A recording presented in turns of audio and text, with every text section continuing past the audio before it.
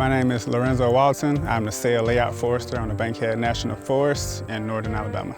I'm from Marietta, Arkansas, home of the third smallest national forest in the United States. I got introduced to forestry in high school when a district ranger came to our high school and gave a speech at an ag class. I talked to him after the class and he talked to me about going to college for it, and he told me he went to school in Alabama, and he said I had the grades that could give me a scholarship and everything to go to Alabama. So I told him, take me there. I decided to major in forest management because I already had that passion for management also. But I didn't think that forestry had anything to do with management at all. I was thinking more business management. I think I just don't like to sit still too long, and I enjoy scenery. And forestry provides the best scenery there is. On the Bankhead, they call us the land of 1,000 waterfalls. So behind every stand or every drain, you'll see some type of small or large waterfall, and it's just some type of feeling that you get just by being out. And with our job, you get to have that type of flexibility where you don't have to just sit behind a desk all day. So my job is more like 60-40. 60% I'm in the field, and 40% I'm behind the desk doing computer stuff, like making GIS maps or crunching some type of data. But a lot of times I'm out in the woods walking them, GPSing them and laying them out to get the acreage on them.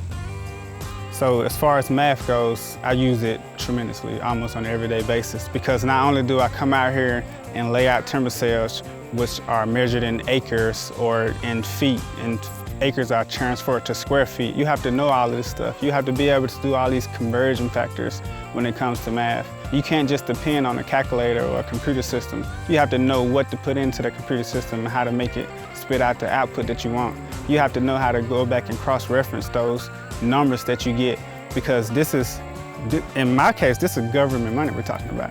I don't want to really mess up government money. So it's key that I know some aspects of math, some aspects of calculus, algebra. We have to reach back in our memory bank and think about how to measure slope, like the a squared plus b squared type stuff, you know. So it's everything that you want to do, you can find it in the Forest Service or in forestry. If you thought about being a policeman, you can be a law enforcement officer for the Forest Service.